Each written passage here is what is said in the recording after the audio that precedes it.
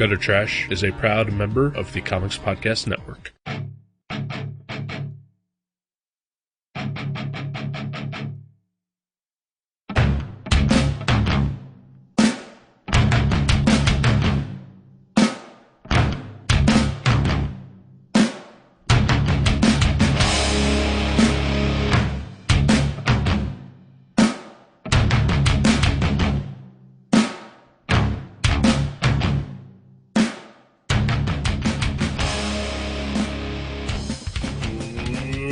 And welcome to Gutter Trash. My name is Eric. I'm Jason. Yes, episode 46, The Fall. Yeah. How are you more awake than me? Because I just had half a bottle of whiskey. Okay. That makes sense. I had like a pound and a half of calzone. Also did not eat as much as you. Yeah. Yeah. Is what that comes down to. Or something. I don't know. As little sleep as I tend to get in the night, I always get really energized around like 11:30 midnight. The witching hour. No matter what. Mm-hmm. I am a night person. It only really starts hitting me till around 4 if I stay awake. Right. Wow. Like last Thursday. Last Thursday. Oh, yeah. Yeah. We'll talk about that later. But, I'm a night guy. I stay awake. Throughout the day, though, man, You're asleep again. Fucking zombie. I've become more of a morning person in recent years.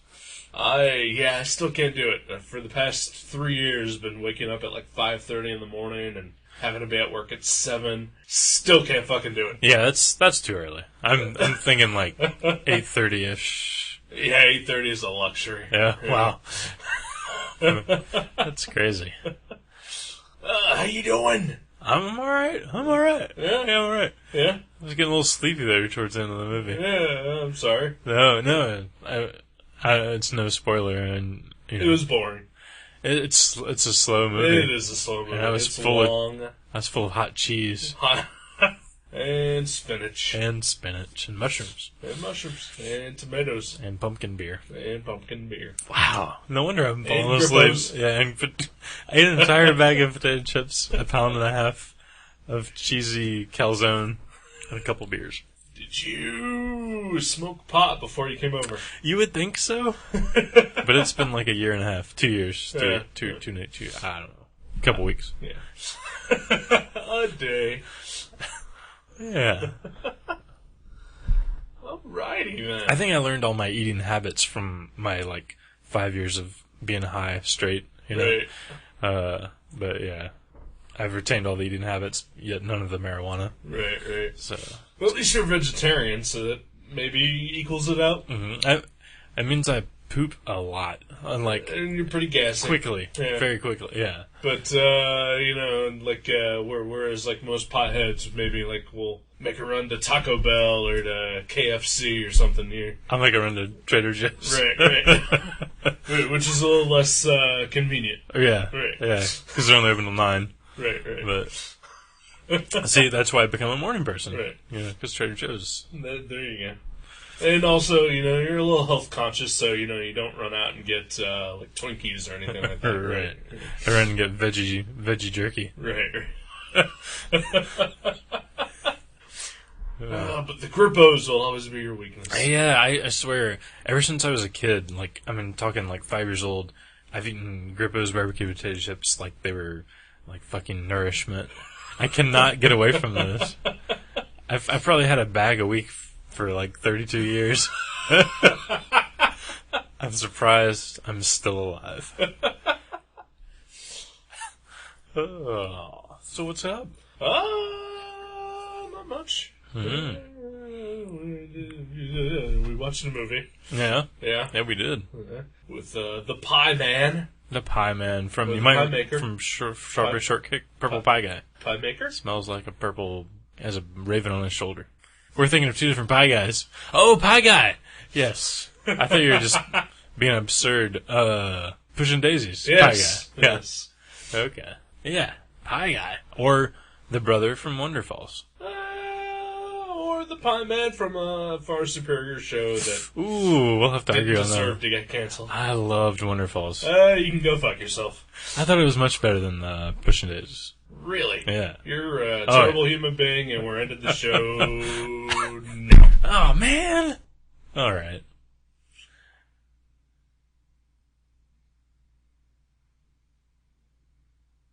So the pie guy. From Pushing Daisies. Yes. Oh, Roy in the movie. Roy in the movie. Don't know his real name. Lee Pace. Lee Pace. Yes. Good actor. Mm-hmm. Yeah. Yeah. For sure. I think, he was good in Pushing Daisies. Uh-huh. Which is primarily where I know him from. Because, I could only stand to watch like half an episode of Wonderfall before I declared it the biggest piece of crap on the face of the earth. Did you watch the early one? Because it was probably, every episode, I swear, is like doubly as good as the one before it. So could not give a shit. You need to win me over the first episode or I'm done with you. Aw. Done! See, I didn't like the first time I saw Dexter. I was like, what is this crap? I loved Dexter the first time I saw it. Really? Yeah. Not as much as I grew to love it, but, Right. I knew that right away. Yes, I will enjoy the rest of this show for as long as it goes. I'm the worst at first impressions. That you are. I've said that about many things. Like, every time I meet someone, I'm like, oh, he seems nice. And they turn out to be, like, a thief or a they rapist. steal thousands of dollars from your workplace. Yeah, literally, yeah. Or I'm like, that guy seems like a jerk, and then they turn out to be a really swell person. Right. I'm the worst. I cannot, if I ever meet you, and immediately I'm like, hey, you seem awesome. Turns out you're an asshole. Yeah. Just so you know. Watch out, Jeffrey Brown. What? You think he's a nice guy? Well, I don't know. I've met him like 6 times now. Okay, but the first time you probably... No, he was a jerk to you? I can't remember. Huh? I can't remember. I think the first time I ever met him actually was at Space, and I walked up to his table and I bought a mini comic, and neither one of us said anything to each other, and I walked away. Yeah. And then I was like, oh, that was weird. Didn't talk Okay, to there you go. So, yeah. And now he's like one of my favorite comics artists. Yeah. And not close personal friends, but chatty. Chat. We're yeah. Okay. Yeah, we're chatty. Yeah, we're chatty. You converse. We converse like real people. Yeah. Which is more than I can say for me and any other comic artist or creator. Me and you talk. I'm a comics artist. We're not real. We're not real. We're not. We haven't made it yet. No. Nor will we. We haven't made it, but we did spend the night in a motel together. Oh, that's true. Hello. Yeah. My uncle thinks we're gay. Yeah. Uncle Abe? Yes. Really? Oh, more on that later. Oh, awesome. Okay. Yes, a movie. Okay, we're going right into the movie. This is a first. It's late. Yeah, it is. Let's get this over with. Yeah, it's always been I'm my sure we'll lifelong diverge from the topic numerous times throughout. Oh, we already have. Exactly.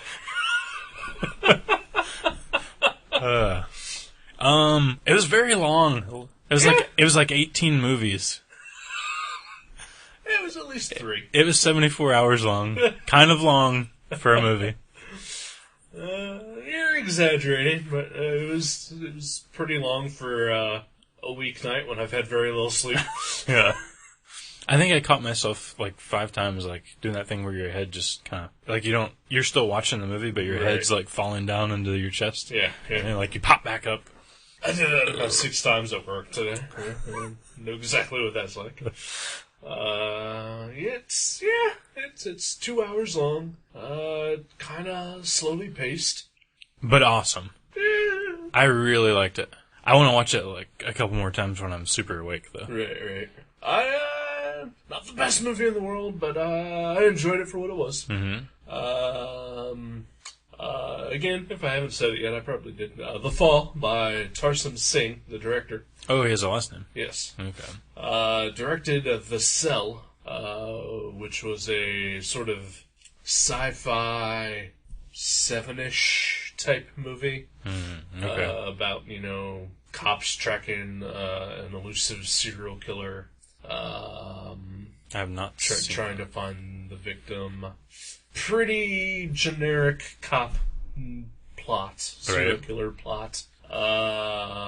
But there's a spin? But there's a spin?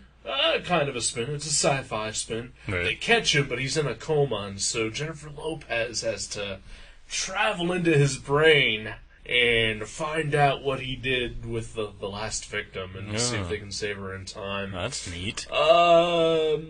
Terrible fucking movie. The Cell. The Cell. Okay. Awful, awful shit. Uh-huh. Beautiful. Really? Gorgeous fucking movie. Huh. Terrible. Okay. I might have to see this. Don't. Okay.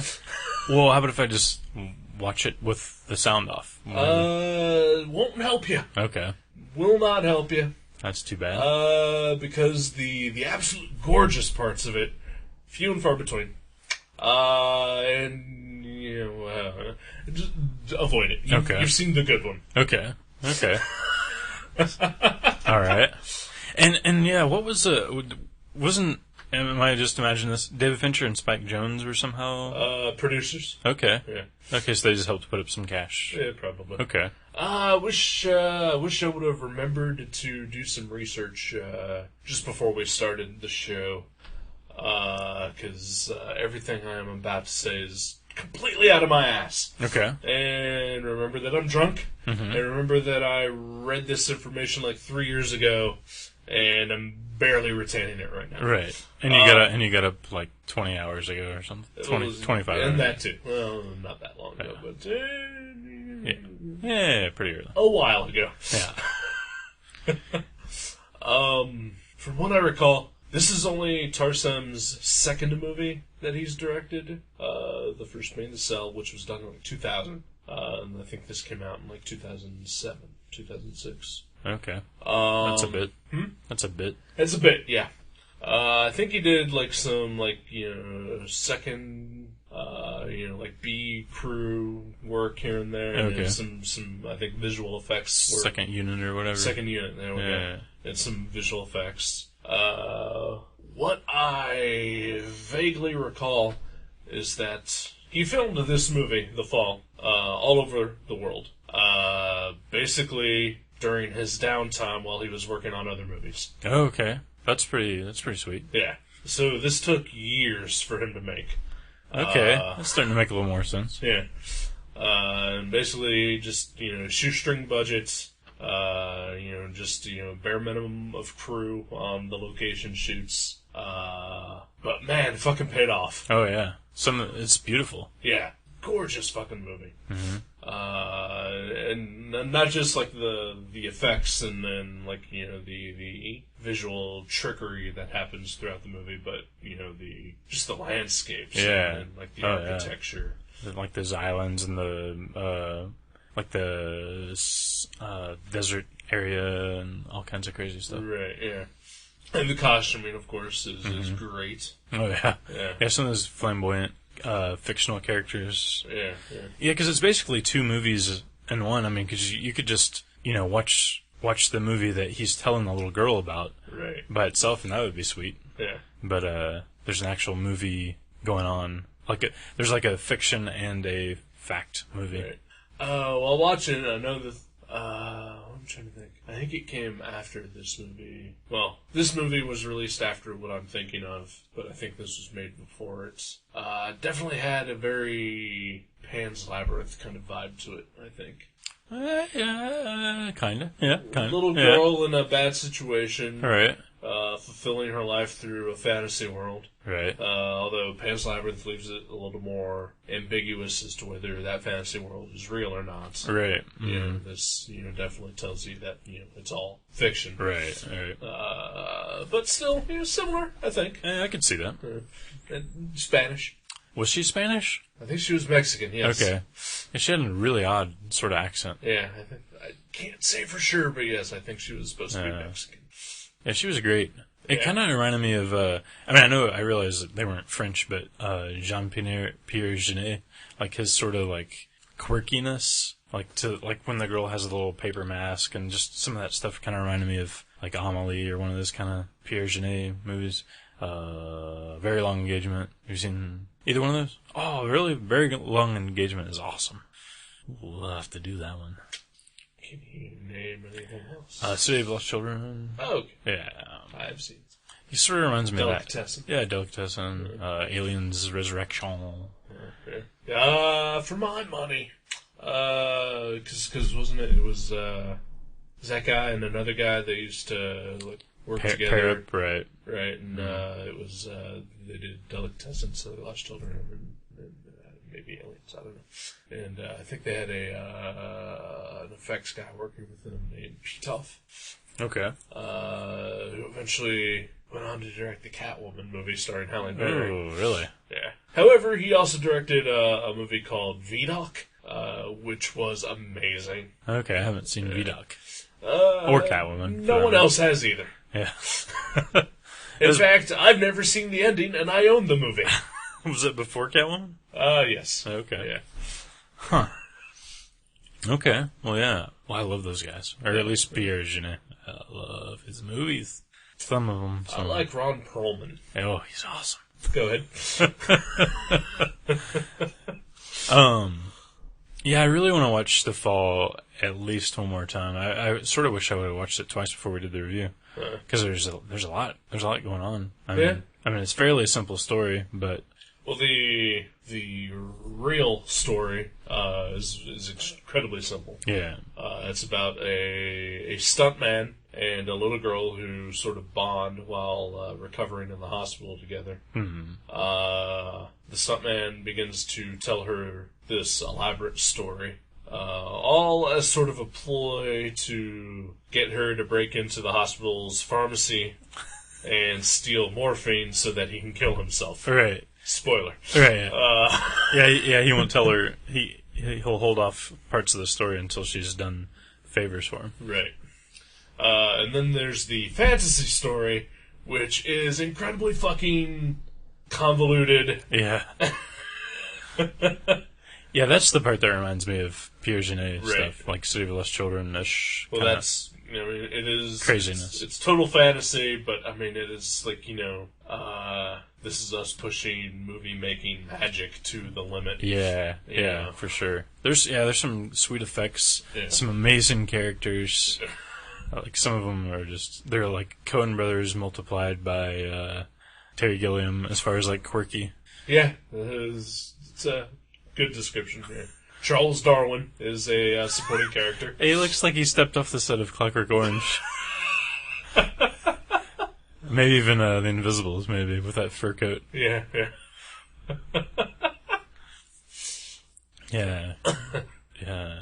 That's pretty sweet. Yeah, like you said, Mr. Pace there, he's a fine actor. Yeah. I think I'd like to see him in some more films. I would too. Yeah, I hope between this film and Pushing Daisies that he definitely gets more work. And the little girl, I usually don't care for child actors. Really good. Yeah, for sure. Incredibly good. I know a lot of it. I'm like, was that even like scripted, or are they just filming her talking? Because it doesn't seem like a little girl could act as well as that. Right, and yeah, it doesn't seem scripted because it's like her just kind of. It's her behaving like a little kid her age. Right. But, like, it's... Within the context of the scene, though. Right, yeah. It's just so weird. And her kind of broken English. Yeah. It's perfect. Tell you who wasn't a good actor in this movie. Oh? The slave guy. A.k.a. the ice delivery guy. Oh, yeah? Yeah, you didn't like him? Terrible. He's just kind of, I don't know, kind of forgettable, I guess. Didn't bother me, though. Not forgettable because he major part in the film, but just bad at it. Really? Okay. Yeah. I didn't notice, but I believe you. Alright. I was too busy falling asleep because I was full of cheese. Hot cheese, everybody, in my belly. 3 cheeses. 3 cheeses. Calzone, full of 3 cheese. Calzone, La Rosa's. And an entire bag of barbecue. Oh, wow, and my chips are from Cincinnati, too. Oh. Wow, sporting. Grippo's? Yeah, Cincinnati. That's where they're from. Oh, yeah. Mike Sells is from Dayton. Yeah. Okay. Represent. Mike Sells, the far superior chip. Oh, not at all. Yes. Man. Oh. Grippo, I think Grippo's were even better than the calzone I had. That's how good You're delusional. Oh, they're so good. Delusional. Mm. My half bottle of whiskey trumped everything. It usually does. Yeah. Yeah. Hey, I'm just following Brian Mitchell's orders and making sure that I'm drunk for every episode from now on. We do what the fans say. That's right. Excuse me. Yeah, okay. Yeah, I mean, I don't know much to say about this movie other than it's interesting. It's, a little sad. Yeah, I mean, kinda. Not like depressing. Not depressing, but I got weepy. Really? Yeah. Okay. Huh. You're just a heartless bastard. I'm a real man. That's the difference. Not at all. Not at all. I'm barely a guy. Obviously I'm not, because I cried. Well, I did cry when I watched Point Break for the second time last week. And Roadhouse. I watched Roadhouse too. Twice. I watched both of them twice. Fell asleep halfway through Roadhouse, both times. But, in remembrance of the Swayze dog. So the fall. Uh-huh.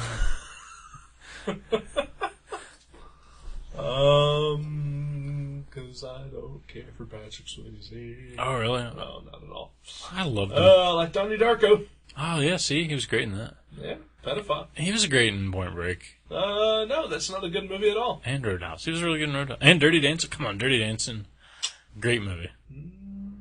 Dirty Dancing has too much of things I don't like in it. Music, dancing, Jerry Orbach. And Jerry Orbach's great. I love his hair. No, I love Jerry Orbach. But I prefer, like, FX or Law and Order. Was he in FX? Yes, he was. Okay. He was the mob boss. I hated Dirty Dancing the first couple times I watched it, but I was dating a girl who watched it over and over and over. I think Jerry Orbach did Dirty Dancing the once, and you've just seen it multiple times. What? What? You said Jerry Orbach did Dirty Dancing a couple times. I don't think I said that. No, you did. Well, no, I watched it a bunch of times with my girlfriend from years back, and every time I watched it with her, I liked it a little bit more, and now I think it's great. It's like growing upon me as if, like kudzu. Like fucking kudzu. What? Like kudzu. Like those plants that take over everything. You plant a kudzu plant. Well, no, you plant a kudzu plant, and it'll just take over everything. Yeah, exactly. It's just like that. Marky Mark style. The Day of the Triffids. Godzilla versus Biollante. Something about Triffids. Yeah. The Trouble with Triffids. I don't think that's it. Ivy.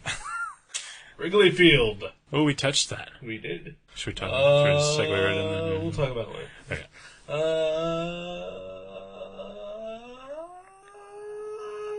So who was your favorite character? The little girl? The little girl's pretty good. Lee Pace, of course, also very good. Roy, the bandit, whatever. I gotta go with Darwin, I think. Not a big enough role for me. He was cool, though. He was cool. Definitely liked him.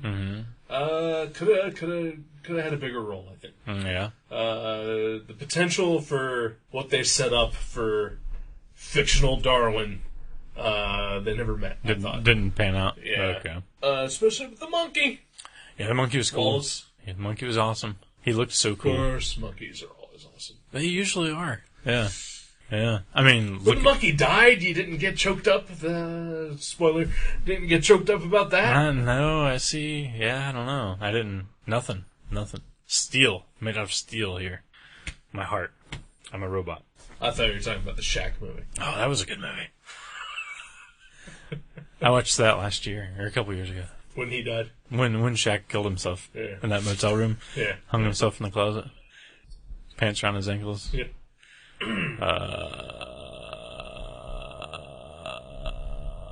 The Fall.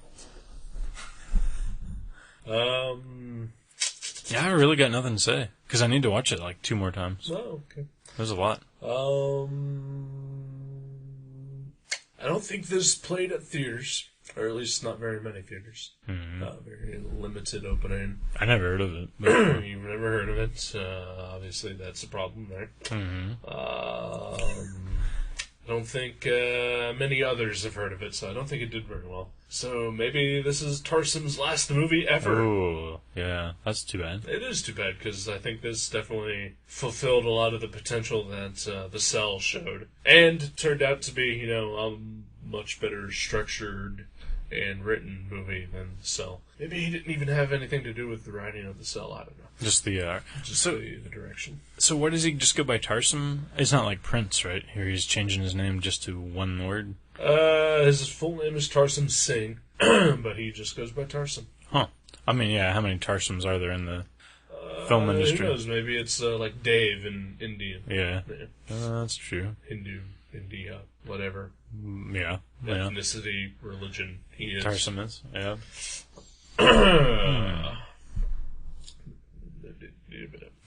Yeah. Potentially racist, that's us. Potentially racist? Yeah. That doesn't sound, I don't know. Ignorance? Yeah. Oh, yeah. Definitely ignorance. That is us all over. Yeah. For sure. A lot of the characters in the fantasy world were characters that were in the real world that she basically sort of put the face to the character.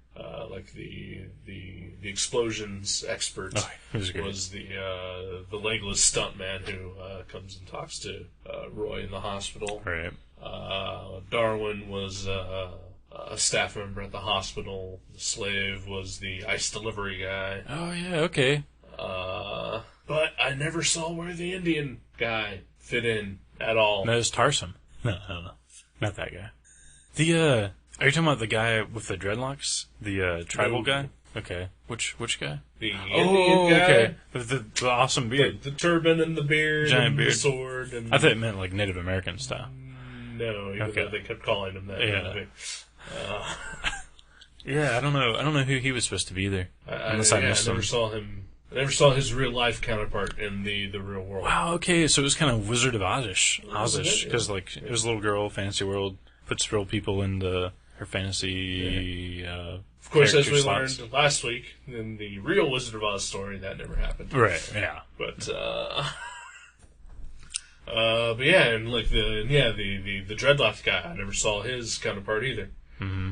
Except for maybe Maynard James Keenan. Or Alice Cooper's face. He did have a very Alice Cooperish look about him. Yeah. Kind of Alice haggard. Cooper with dreadlocks, yeah. And a little fit, maybe. Fit and thin, wiry. Yeah. But then, like, they pulled off his wig, the dreadlocked wig, and he was bald, and it was definitely, I thought, Maynard James Keenan. Yeah, I guess so. And of course, it doesn't help that, like, just before that scene, there was the Tool video that happened in the middle of it. That's true. I know. That was one of the times when I was like starting to like nod off or something, and I look up and there's like all this crazy like stop animation or something. I was like, did I wake up in the middle of another movie? Because it just like it's like an hour into it, they just throw in a little stop animation and then it's over. It's a Tool video. Yeah, that's true. Yeah, that was neat. Prison sex. Oh yes. Prison sex. Yes.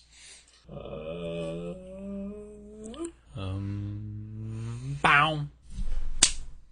Boom.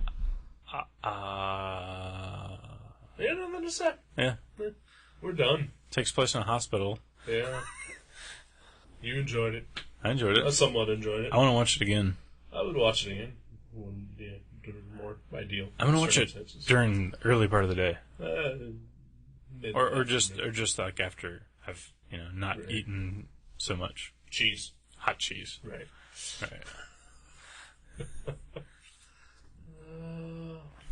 So yeah, never watched The Cell though. Never. I will tell you that. Never watch it. It's awful. It's got good actors. It has a good actor. J-Lo? No. Oh. She's an okay actor. Out of Sight. That was a great movie. Oh, Bronson Pinchot. What am I thinking of? I don't know what you're thinking of, but Balky? I I know who that is, yes, but that's not... Second Sight. Second Sight. No, that's definitely not what I'm thinking. Not the same thing. No, I'm thinking of the J-Lo, George Clooney movie based on the Elmore Leonard. Never saw it. Really good, you should watch it. Yeah. The only good thing J-Lo has ever been in. Huh. The only thing she's ever been good in. Has Michael Keaton in it, reprising his role from Jackie Brown. Oh, cool. Yeah. Sweet. She's never been good in anything else. Vince Vaughn has the potential to be good. Not good in The Cell. Vincent D'Onofrio, always good, no matter what. Don't know who that is. He was in The Cell.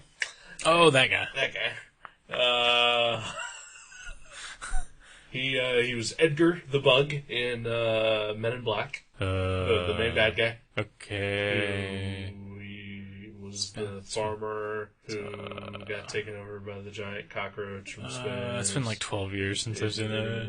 His I remember that happening. I just can't picture it. Okay, well, it also may throw you off a little because he's kind of a chameleon. Okay. Never exactly looks the same in any role. Kind of Gary Oldman-ish. Kinda, yeah. Yeah.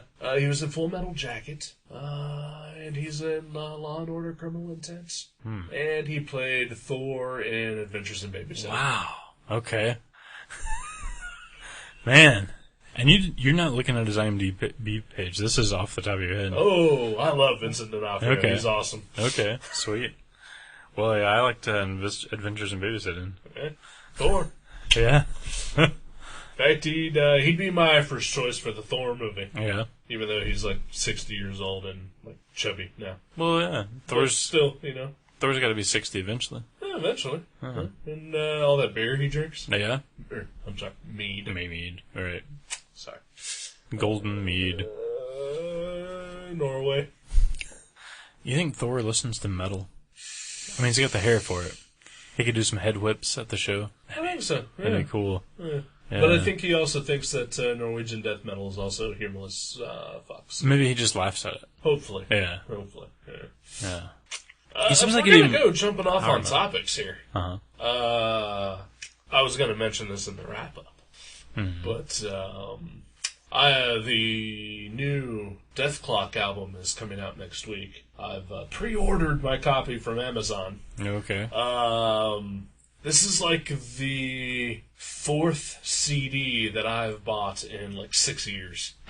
I mean, that's how much I think of the music of Dethklok. Oh, that's sweet. Dethklok, of course, is the fictional band from the show Metalocalypse. It's also the real band of the creator of Metalocalypse, Brendan Small. He does everything except play drums. I had the opportunity to listen to a copy of the album in advance. Fucking amazing. Really? Okay. Fuck. It's like, okay, the first Dethklok album, Death album, it's good. It's really good. It's all songs from the show. I think there's like a couple of songs that weren't in the show. But it's all done in that vein. Like they take like the 15-second snippet that you hear and then expand them to like a full 5-minute song. Oh. He does all the singing in the Nathan Explosion voice. This new album. Oh, and of course, all the songs are jokes. Like all the lyrics are hilarious if you can understand them, which most of the time you can't because it's death metal. Yeah. You're not supposed to. Right. This new album, don't know if that it's a joke anymore, but it's fucking awesome. Okay. I'm sure all the lyrics are still hilarious, but it's like he clearly got into the studio and said, you know what, fuck it, I'm making a real goddamn metal album. Really? And, because, like, he barely does the Nathan Explosion voice for any of the songs anymore. Like, he just does it, and it's just like, whatever his voice would be when he's doing the death metal growl. So it's not supposed to be the character Nathan Explosion singing? Like, some of the songs are, but, like, most of the songs they're not the voice.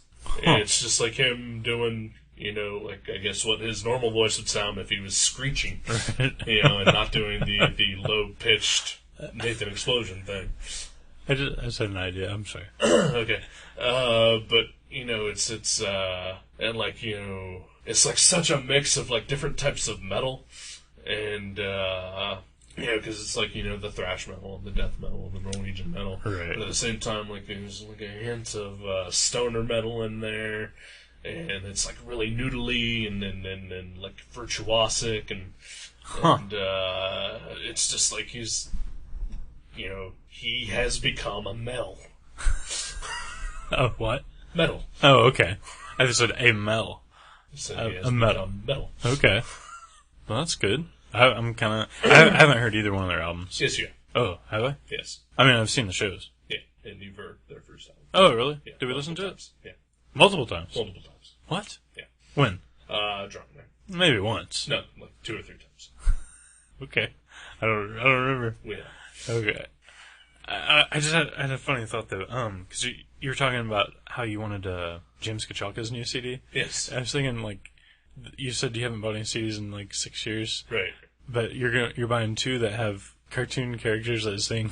Yeah. So That's true. That's true. So if there's like a SpongeBob record that comes out, you'll pick that up too. Depends on what it is. If it's what I would imagine a SpongeBob CD to be like, probably not. All right. But if it's like SpongeBob doing, reggae or ska, Oh, yeah. fuck yeah, I'll check that out. Okay. The SpongeBob. Probably wouldn't buy it though. Yeah.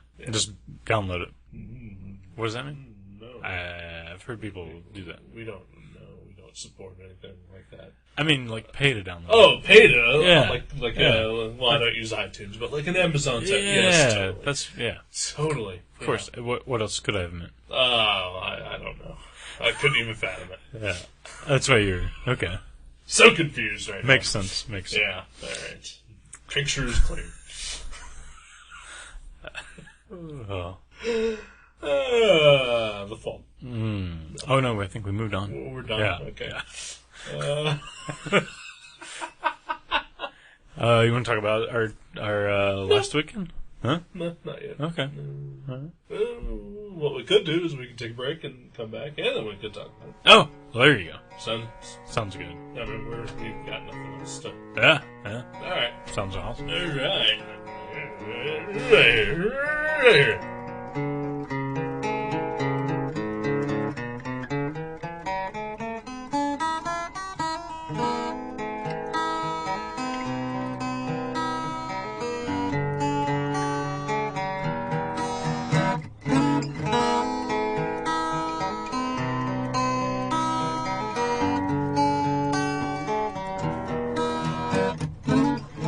Life, it seems, will fade away, drifting further every day,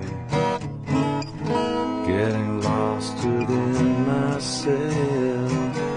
Nothing matters, no one else.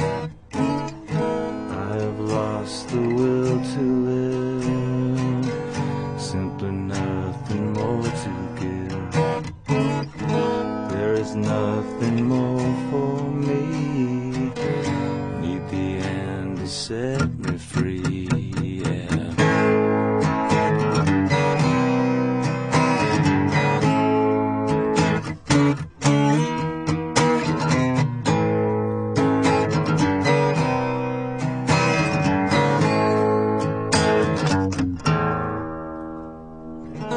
Things not what they used to be. Missing one inside of me. Deathly lost, this can't be real. Cannot stand this hell I feel. Emptiness is filling me to the point of agony. Growing darkness taking time. I was me, but now he's gone.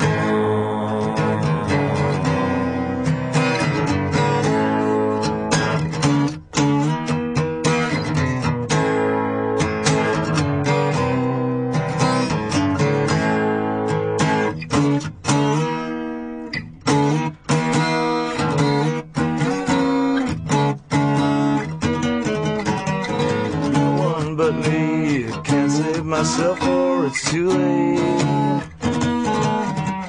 Now I can't think, but I surely will try. Yesterday seems as though it never existed. Death greets me warm, now I will just say goodbye.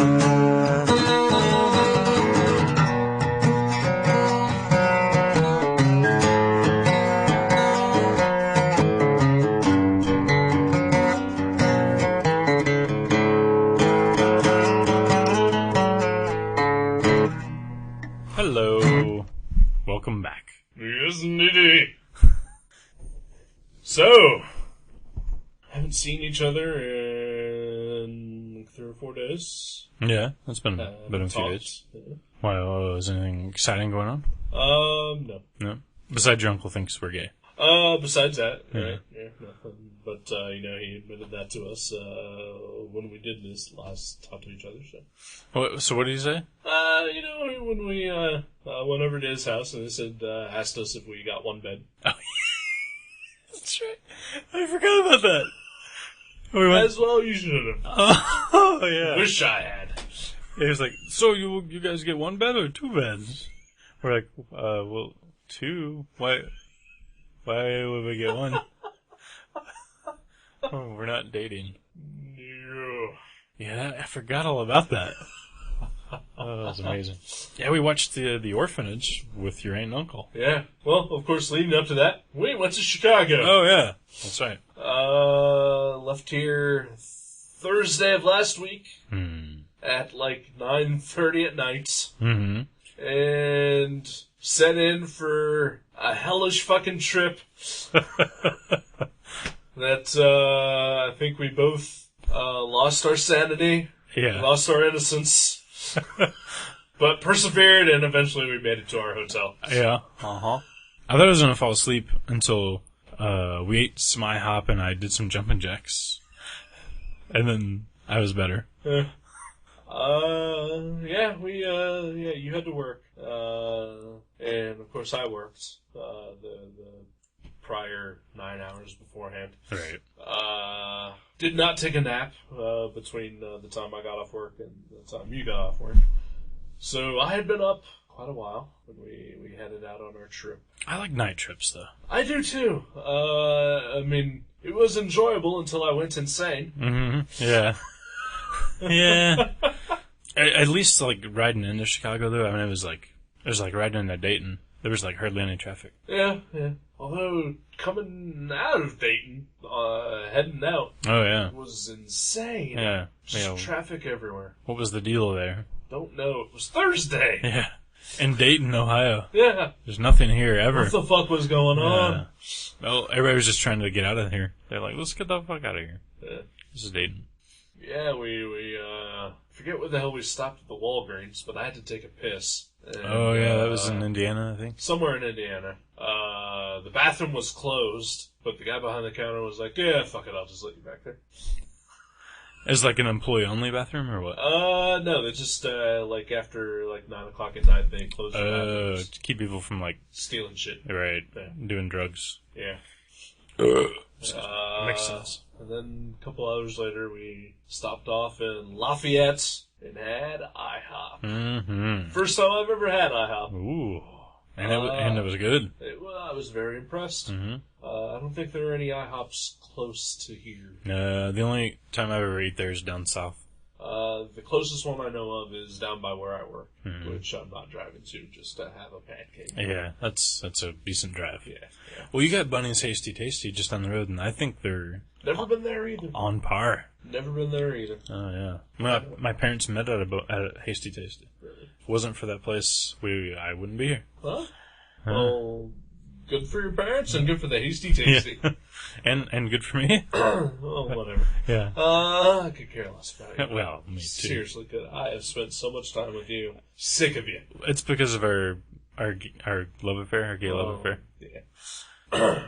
No, we made it to the hotel finally at 4 a.m. Ohio time, 3 a.m. Chicago time. And our hotel was staffed by Amazonian Scandinavian women. Yes. Nordic goddesses. All of them, like, I think 6'5". There's, like, albino-ish. Yeah. Except for the one, the brunette. Mm-hmm. But we hated her. Yeah, she wasn't very friendly. No, she was not. Of course, neither was the other one. I think the second morning. Oh, yeah, the little Helga. final. Yeah, Helga. Yeah. Yeah, We Svenlava. gave nicknames to every one of them. Svenlava was amazing. Svetlana was the one who checked us in, and she was there each night. Hmm. Greta was I think she was the one with, like, the plastic shirt. Oh, yeah! And the sweet sunglasses. Or the sweet glasses. Yeah. Designer glasses. Then Helga was the second morning girl, the one with the blonde hair and the... What was the deal with that plastic fringe shirt? That was amazing. Yeah. That was like out of a... You noticed it, I didn't. Some, like, 80s cowboy music video. Ass. Oh. Well. And then Helga was the last one. Right? No, Helga was the last one, the blonde, Yeah. in the morning. I don't remember what name we gave the brunette one, though. No, I don't either. But she was She was pretty forgettable. Yeah. So yeah, that was odd. Just, middle of Chicago and all these, like, Norwegian women. Icelandic women. Yeah. Then we went to the show? Well, we spent some time on Friday driving around Chicago. Yeah. Went to Wrigley Field. Yeah. Saw the Harry Carey evil statue of death. It looks like he looks like a Godzilla. There's like all these children on fire under his legs, and then the stadium in ruins, and that's how he sang the national anthem. Was by feeding off the souls of dying children. Oh, okay. Yeah. I thought it was just Miller High Life. You'd think, but no, he was just drunk on the souls of children. Okay. Yeah. Well, yeah. And he was a bud man. Oh. Poor guy. Okay, that's right, he was, wasn't it? Yeah. A 1, a 2, a 3. Yeah. Hey, everybody. Oh, yeah, we're not making fun. We love him. Oh, yeah. Part of my childhood. I found out from my dad the tours. They were having tours when we went there. I think they're like $50. Oh, yeah. Okay. Yeah, we definitely chose well in not going on the tour. Yeah, maybe 15, maybe? Right, yeah, maybe. Yeah.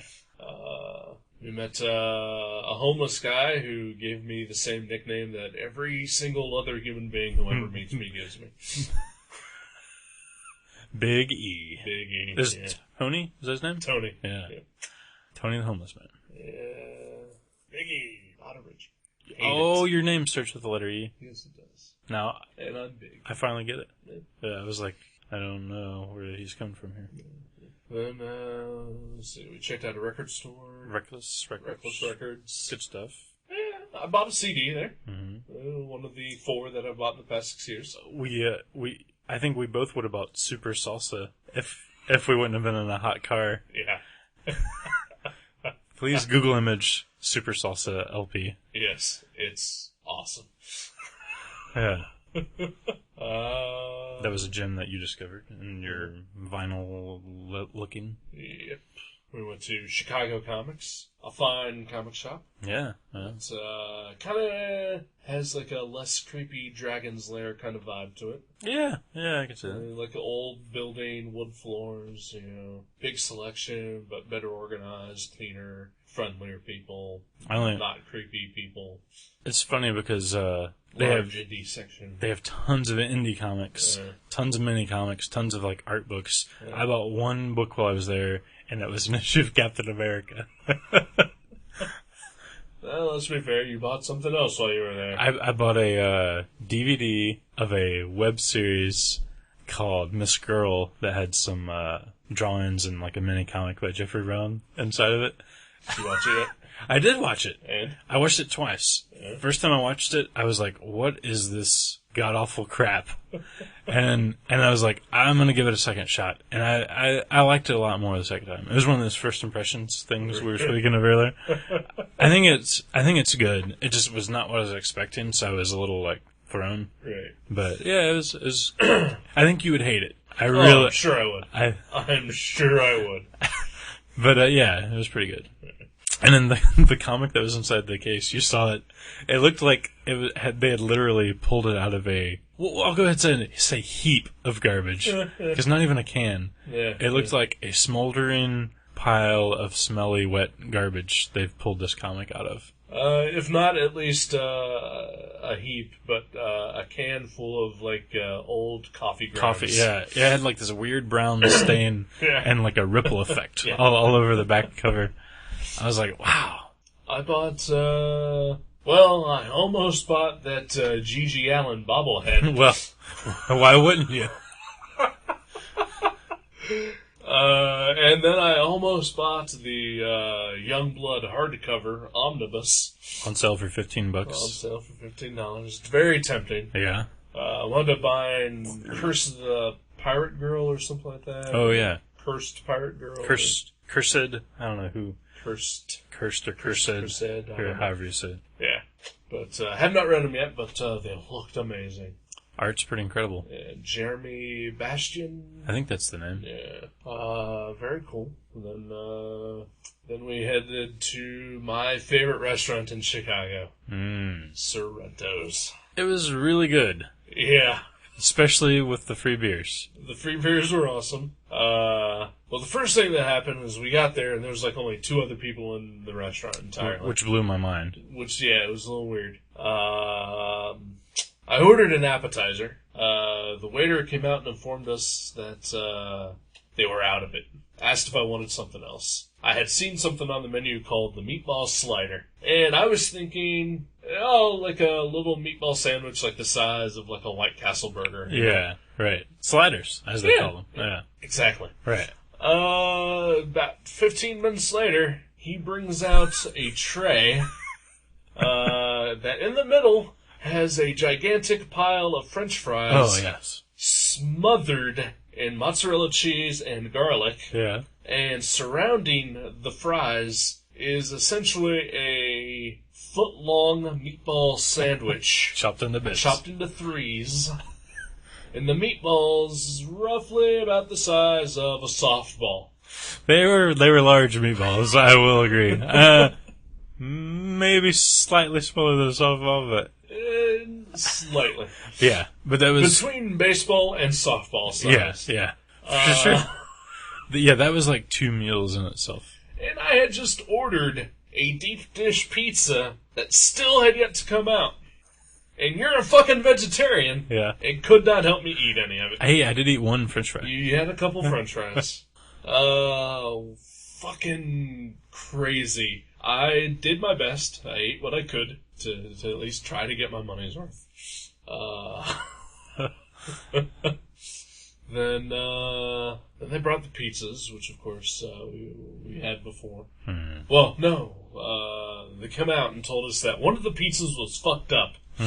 The chef screwed it up, and they wanted to make sure that both pizzas came out the same. At the same time. So they remade both of our pizzas. Yeah. And as part of the inconvenience, they bought us a beer on the house. A beer each. This was our 3rd beer each at the time. Which, of course, gladly would take a free beer. Yeah. Oh, yeah. I hadn't eaten anything. I didn't eat any lunch. Right. So, I had a Cliff Bar for lunch. We had Thai food. That was breakfast. That was our first meal.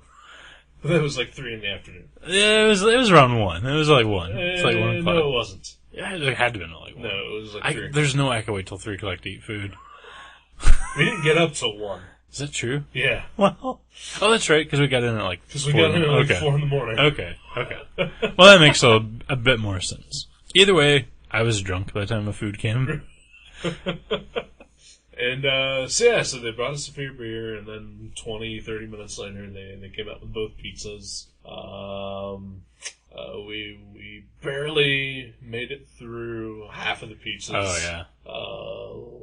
Luckily, our hotel had a fridge, like, in the middle of the hallway, and they allowed us to put the food in there so that we could save and get our money's worth. But you said something on the way back to the hotel after leaving the restaurant, which I think was appropriate for how we both felt. Oh, we were extremely full. Oh man, of like everything. hallucinatingly full. Yeah, this is Chicago style deep dish pizza. Yeah, I mean, this isn't like ordering for you non-Chicago deep dish pizza eating fools out there.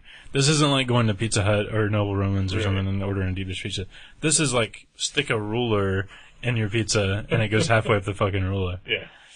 It's huge. Yeah. I mean, I was fucking delirious. Yeah. The meatball thing did not help that condition at all.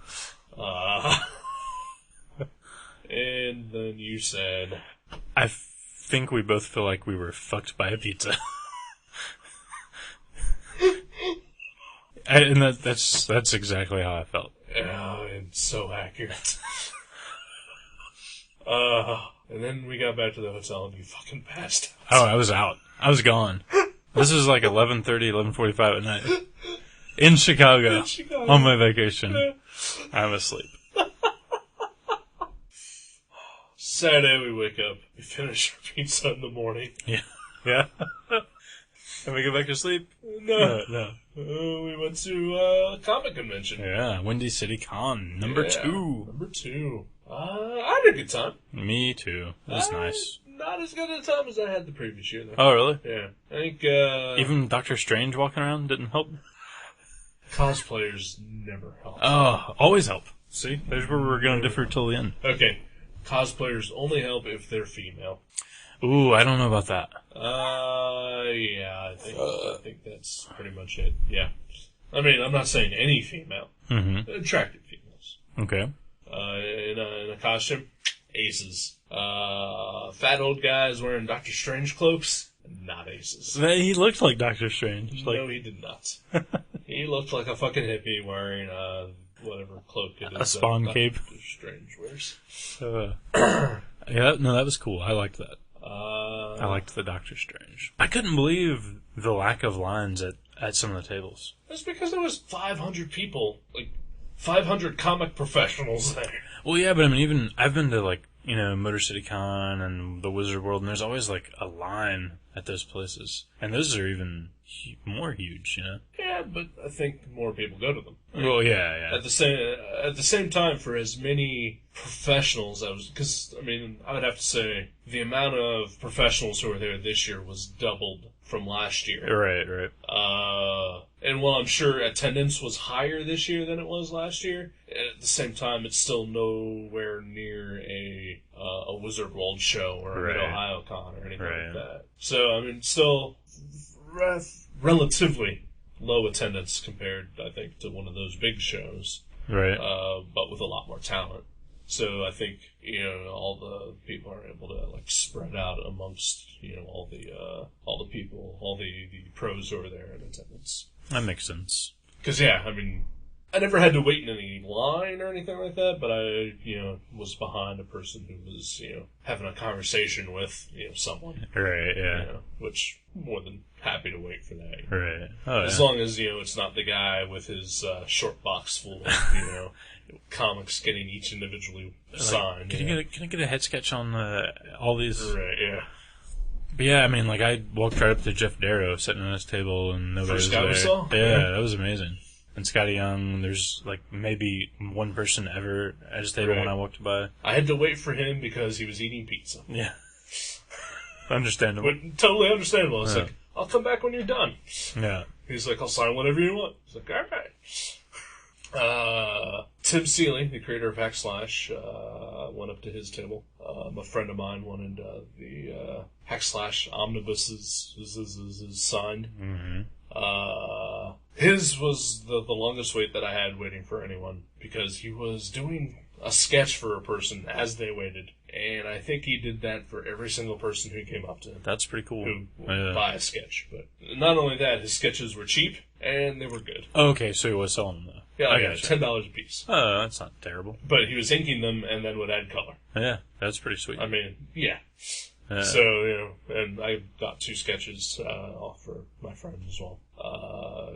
Worth the $20 for them. Mm-hmm. But I was like, I'll come back for these. Yeah. Because I didn't want to just sit there and stare over his shoulder for half an hour. Right. Because as an occasional pretend artist myself, I hate it when people just like stare at me while I'm drawing. Yeah. And I know that that's what he's there for, but still, why do you want that? Nobody ever stares at me when I'm drawing, so I don't know what that's like. Someone is. Someone? Really? Yeah, you're not very observant. Maybe my cat. Your cat does it, your dog. Yeah. And I'm sure others have too. Again, not observant. That's true. I don't notice stuff. No. Watch out! Jeremy Bastion. Curse the Pirate Girl. Oh my gosh, his portfolio. He had like 3 different portfolios. One of them was so fucking mind blowing. I don't know why I didn't buy it other than it was $40, which is just a lot of money for. I mean, there were 7 like black and white prints, and they were all amazing. But yeah, I couldn't justify it. Yeah, it was just a lot. But man, yeah, he draws his comics at size. So at the size of a standard comic, that's what he draws at. And it is like pages and pages of Bernie Wrightson level brushwork detail. Oh yeah. And he uses a brush. He doesn't use a pen. It's all like woodcut looking. Yeah. It looks so old. Meticulous. And like he ages the pages. Yeah, he like coffee and tea stains or something. Yeah. Or like at least the prints. Yeah. Fucking amazing. Everyone, I think, needs to check out, if you're not into the story, check out the artwork, because it is amazing. Yes, Cursed Pirate Girl. Jeremy Bastion. Mm-hmm. Did not know he was going to be at the show when I bought the comics. Oh, yeah. At Chicago Comics. Could have had him sign them. Yeah, could have had him sign them, did not bring them with me, left them in the hotel room. But man, if I would have known at all who the hell he was, what the hell that book was, anything, I would have been all over it. Oh, yeah. But, man, just for a fucking impulse buy, worth it. And then, like, he had, like, a 0 issue or something, which I bought because it was, like, the only thing he was selling that I could afford and didn't have. Right. Yeah. That's cool. And he had a guy dressed as a character from the book. With a giant, what would you call it? A puppet head, basically? Like a mascot head. Like a McGruff crime dog sort of head. It was like a warthog or something like that. Yeah, a pirate warthog. Yeah. Yeah. It was great. Him and Doctor Strange are the only 2 costumes I saw in the entire place. But, there was some oddly dressed girls there, but I don't know if they were costumes. Oh, like the gothy-ish kind of? There was like one Asian girl I saw. She was wearing like a schoolgirl outfit with like torn up stockings, and I think she had like an X bandaged on her face. Oh yeah, I remember you told me about. I didn't see it. I didn't see that. Yeah, Hilary Barta, nice as always. A few times, I met him at the show last year and handed him Hellboy Jr. to sign, and I just started telling a story about like the cover art and how Dark Horse added design elements to the cover that he didn't know was going to be there and moved his signature. And like digitally. Took his signature off. He was like, I wish they would have told me. I would have put it somewhere completely different. Yeah, he's great. Yeah. He's hilarious. I talked to Jeffrey Brown and Nate Powell. Yeah. Both awesome guys. And, Nate Powell, last minute edition, apparently. Yeah, he just popped in there. Jeff Darrow, Scotty Young. Actually, that's like the only 4 people I really... Yeah. And Jeremy Bastion. That's like the only 5 people I really Scotty bought Young, anything from. Jeff Darrow, Tim Seeley, Mike Norton, Jason Howard from Wolfman. I started to go over to talk to him, but he was busy. Sean McKeever, Hilary Barta, Jeff Lemire did the Nobody strip too. Yeah, that's right. I sort of snuck in on Jeffrey Brown while you were talking to him, and bought 3 of his Salsa books. Oh yeah, did you check in on his? I read the first one already, and I enjoyed it. Yeah, that's cool. Talked to Moratat and Richard Starkings of Elephant Men. Yeah. Did probably one of the worst things I've ever done at a comic convention. You farted? No. In front of trust me, while he was sketching? That's probably not the worst thing anyone has ever done. Yeah. No, I had Richard Starkey sign my first issue of Elephant Men. And as I was, like, putting it back into my bag, he was like, so you've been following it? I was like, what? Elephant Man, you've been keeping up with it, following it? Yeah. So what do you think? It's good. I've only read like 4 issues. And they're up to like 30, right? Yeah. That's awesome. It's like, oh God, please don't ask any follow-ups. All right. He's going to catch you in a string of lies. He's going to be like, so do you like how we killed off that one character? We're like, yeah, that was terrible. Like, we didn't kill him off! You liar. That's hilarious. And there's no reason, you just felt trapped in like... I was like, I don't want to... It's like, I feel bad. Yeah, like, I enjoyed that first couple issues I read, but it was not anything that I felt like I should keep reading. Mm-hmm. Especially since, my only main interest in it is Jose Ladrón. And, I'll probably pick up whatever he does next with the book, but, like, as for the ongoing series, I don't have enough interest to keep up with it. Mm-hmm. But I enjoyed the art and I enjoyed the writing of that first issue, and I just wanted it signed. The lettering's awesome. The lettering is great, of course. And so it was like, I don't want this guy to... I don't know, I didn't want to tell him that, no, I haven't been keeping up with your book. Just sign it. All right. Like, sign it, monkey boy, Don't put my name on it so I can sell it on eBay. Right, I didn't want to be that guy, but, so instead I became someone worse.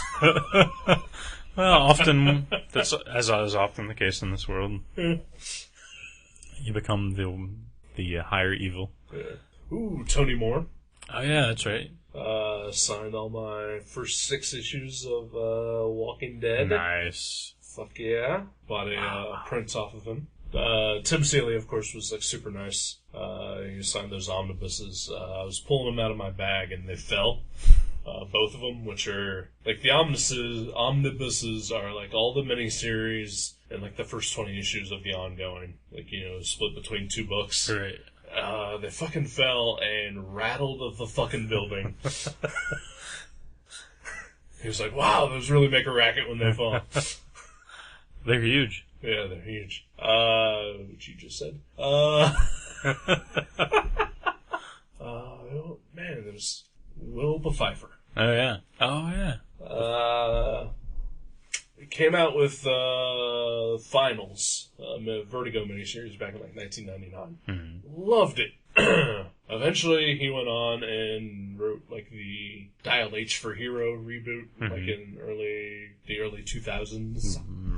Mm-hmm. In 2003, he was at a Mid-Ohio con that I was going to. Wanted to get my Finals signed because I loved that series so much. And I liked Hero a lot too, so I brought a couple of those. Could not find my copies of Finals anywhere.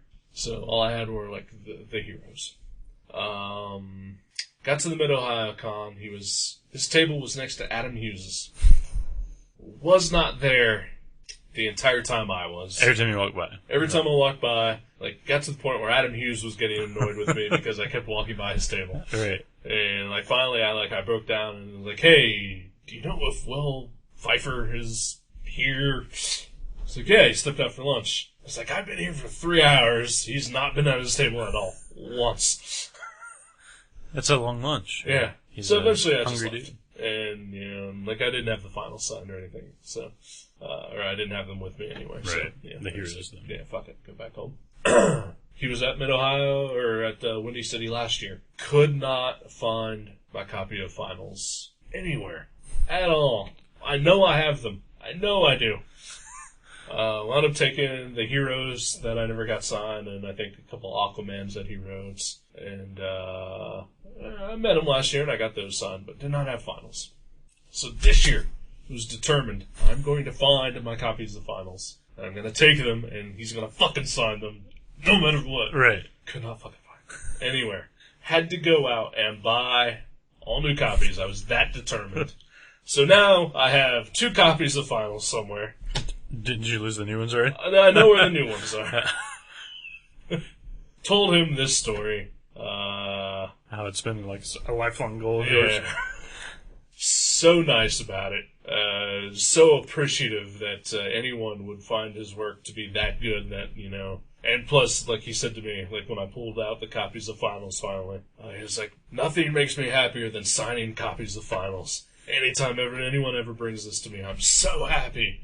He like signed them all, and then he like laid them out, and he started like talking about like the logo design on, because like the logo deteriorates issue to issue, Mm-hmm. and he said like somebody had to physically make that logo, like there was a 3-dimensional copy of it, and that they physically took it apart piece by piece, issue by issue, to get it to like the final place, which involved like burning and. Yeah, because it looks like letters on a Letterman jacket. Right. Yeah, Getting destroyed as the right. issue. So like they like took out the threads and everything. That's and, bizarre. Like, cut them up and... I mean, that's not that old. I mean, Photoshop existed. Photoshop existed, but still was not as prominent in use as it is today. Wow. Yeah. I mean, that's cool though. Oh yeah. That's surprising for DC. It was DC, right? Yeah. Also, a lot more effective than Chip Kid did with Final Crisis. Oh. So anyway, so I talked to Will Pfeiffer about that, and then he had a book that he was selling, which is called like Late Nights at Kinko's, which is like his entire collection of mini comics that he did before he broke into mainstream comics. That's awesome. Yeah. And like, I bought that, and he signed it. He was like, "Wow, you just made me like equally as happy." This is a super nice guy. Wish he was getting more work. Yeah. I'll have to read something by him sometime. I don't think I ever have. I may pick Finals at some point, because it's been a while since I've read it, because obviously I can't find them. Yeah. Hey, and if you find both of them, we can both read at the same time. Oh, there we go. Yeah. There's somebody else I was going to mention at the show, and I don't remember. The Jeffrey Brown grab bag? Oh, no, that was cool. Yeah, that was bizarre. Jeffrey Brown was selling, like, basically a grab bag of odds and ends original drawings, and I guess he made up like 40 or 50 of them, I forget, and hand numbered them and whatever. I bought mine. It was $25, and I was like, oh, okay, this will be interesting. I got it back to the motel. I didn't look at it while we were at the show. I poured it out on the bed and like started going through it piece by piece. It was bizarre. I mean, there was like grocery lists and like like the little placards you saw on your table at convention that say like, original art for sale or something like that was in there. But I mean, there was some neat stuff. Not that wasn't neat, but it was weird.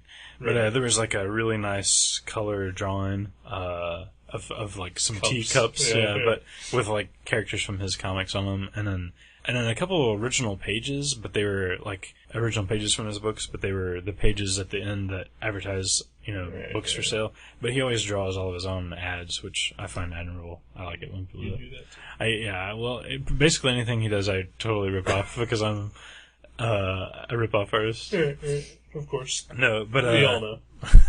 But yeah, no, that was cool. Yeah. And I think my favorite thing in the entire box though was this like little 1" by 1" square of like a weirdly drawn boy, and it just said original over it. I was like, what does that mean? Where's this? What is that in reference to? I have no idea. But yeah, and I bought a CD from Nate Powell. Yeah. For like it was like $3. And he described it as I was like, "What's this?" And he goes, "Oh, that's my new band. It sounds like Iron Maiden mixed." And like when he was like saying mixed with whatever he was saying, I was just like, "I'll take it." And I believe it was Macy Gray. That's probably what it was. Yeah.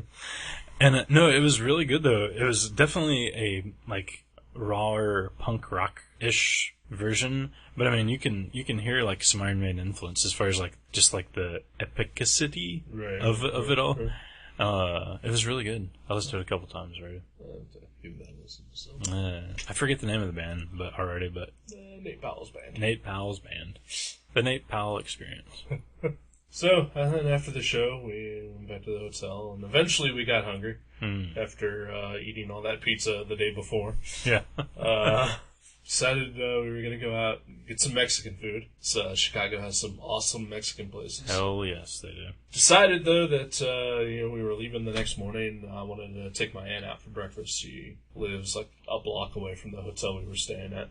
Didn't have her phone number. My mom didn't have her phone number. Her phone number's not listed in the book. So I decided let's just drive by their house, do a pop-in. Yeah, why not? See how that fares. Wound up staying there for like an hour, starving the entire time. My uncle, of course, accuses us of being gay. Right. As well he should. Yeah. You are a wise cat, Uncle Abe.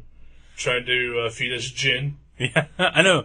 What he was saying it in such a way I thought he was talking about something else. He was like, he called it something else that didn't quite sound like gin. Well, he has a very heavy. But I mean, it sounded like something. accent. It sounded like something else, though. Like I think he was just saying gin and tonic. Right. But he's lived in the United States and in Chicago for over 40 years and still can barely speak English. But I thought he was trying to offer something else, though. I forget what I thought he was saying for a while.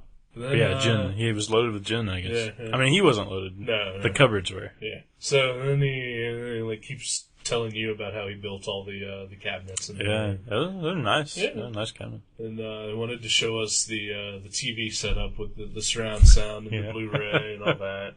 So we go over and we take a look, and like my aunt pops in this movie that she just bought and starts playing it. Like we're just all gonna sit down and watch it. And it's like we haven't eaten yet. Yeah, we're starving. And so we're like, well, we're gonna go eat.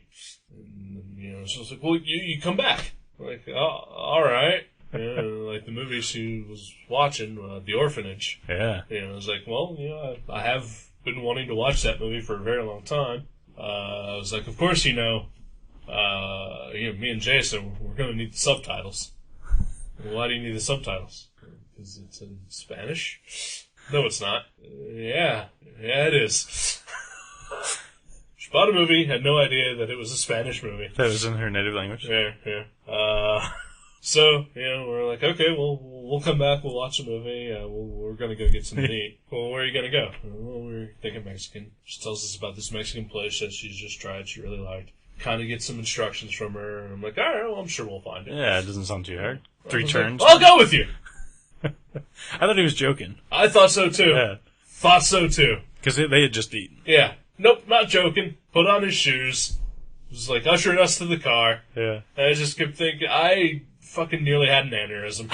I was just like, what the fuck is going on? They've taken over our vacation. Just... Next, they're going to want us to sleep in separate beds. So yeah, he rides to the Mexican restaurant with us. He points us the way to the Mexican restaurant, which I'm glad he did because I probably never would have found it on our own. Yeah, it was a little tricky. But still, just so weird. Yeah. You're just sitting in the backseat of your car, talking about how nice your car is. Yeah, well, my car's dying. You're right. It's like my car is like basically spitting out gears that whole trip, and he's like, "Oh, it runs really nice." I was like, sometimes it runs a lot better than this. Thank you, though. So we get to the place, and it's like this little diner. It's barely a restaurant.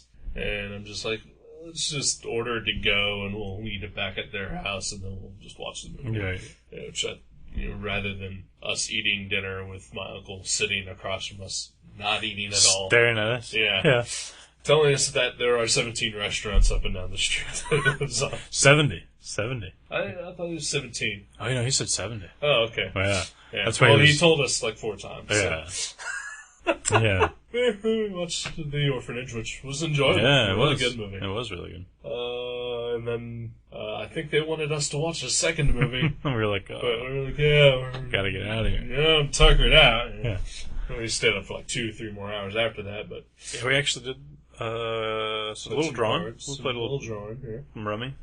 Watched Black Sheep. South Park and Black Sheep, and and then the next morning we had breakfast with them and headed on our way. Yeah, it was a good trip. Oh, but Hooker Street, Weed Street. We passed Hooker Street and Weed Street. That was pretty awesome. We did do that. We also went to a grocery store to buy beverages for the road. Mm-hmm. It was across the street from our hotel. Tony's, Finer Foods. They have a huge liquor section. Oh, yeah. On the way to the cash register, found a section of snack foods. It was like a acid-induced Little Debbie section. There was a package of basically Hostess cupcakes. The same chocolate cupcake with the little white crisscross icing on the top. Pinguinos. And don't forget splotch. Splonch. Splonch. Splonch. That's got the end. Oh, that was amazing. Splonch. Who wouldn't want to eat something called a splonch? I should have bought a package. Should have bought a package of splonch. We could have shared a splonch. We could have shared a splonch. Yeah. I could have shared splonch with everyone. I think you took photos with your phone. I did. Yeah. You should find a way to. I need to find a way to download those. Great. If I do, I'll definitely post them to the Gutter Trash page. That'd be sweet. We have run so long tonight. Yeah. You need to tell us what we're reading so that I can go to bed. Okay, we're reading Jenny Finn, Doom Messiah. Okay. I do have that. You do? I don't know where they are. Okay. They're right under finals, I believe. Yeah, probably. I think I have, because, the first part came out, 10 years before the second part did. Right. All by, different people. So, yeah, I have no idea where the fuck they are, but... That's cool. Awesome. Sweet. I think I've actually even read it before. I just don't remember it. Yeah, sounds good. Let's get out of here. All right. Bye-bye. Bye.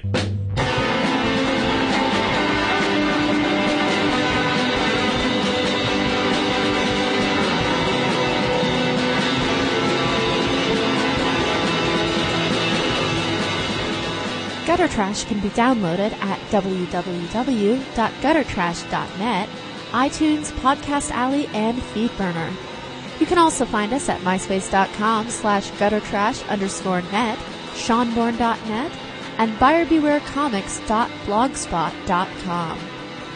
Contact us at eric@guttertrash.net or jason@guttertrash.net. Thank you for listening to Gutter Trash. We'll see you next time.